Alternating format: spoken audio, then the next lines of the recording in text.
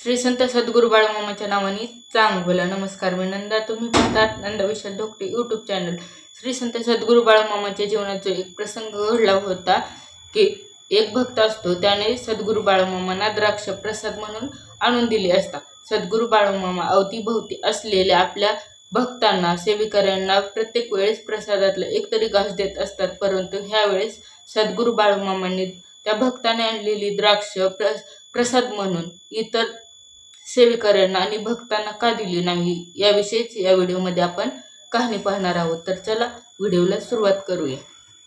बाळूमामा आपल्या भक्तांच्या बरोबर बसलेले होते. एक भक्त आला आणि त्याने बाळूमामांना द्राक्ष भेट म्हणून दिल्या आणि मामांना द्राक्ष खाण्याची विनंती देखील केली. मामांनी ते द्राक्ष खाल्ले, त्या भक्ताचे आभार मानले, त्याचे गोड कौतुक केले, त्याला आशीर्वाद दिला आणि तो असणारा भक्त तिथून निघून गेला. मामांच्या आजूबाजूला बसलेल्या भक्तांनी, सेविकऱ्यांनी विचार केला की मामा प्रत्येक वेळेस प्रसाद म्हणून कोणतीही वस्तू असू द्या ते आपल्याला देतात, पण ह्या वेळेस मामांनी सगळी द्राक्ष खाल्ली पण आपल्याला दिले नाहीत.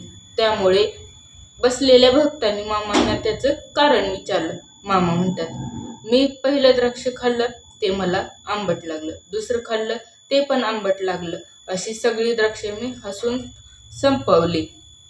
जर मी ते द्राक्ष तुम्हाला दिले असते तर तुम्ही त्याला ते द्राक्ष आंबट आहे याची जाणीव करून दिली असती. तुम्ही त्याला म्हणलं असतं की हे द्राक्ष आंबट आहेत मामानं, तू कसं खायला घालतोस, आणि त्याचं काळीच तुटलं असतं, तो नाराज झाला असता. बाळूमामा आपल्या भक्तांची इथपर्यंत काळजी करतात, त्याला नाराज होऊ देत नाहीत. जर आपल्यामुळे कोणाचं जर काळीच तुटलं, कोण नाराज झालं, त्याने एवढे प्रेमाने द्राक्ष आणलेत तर आपल्याला वरती गेल्यावर ते फेडावं लागतं आणि आपण आयुष्य जगत असताना त्याची किंमत आपल्याला मोजावी लागते, असं सद्गुरू बाळूमामांचं मत आहे. आणि आपल्या भक्तांना सद्गुरू बाळूमामा म्हणून द्राक्ष खायला देत नाहीत हे ते कारण सांगतात. बोला जय बाळूमामा.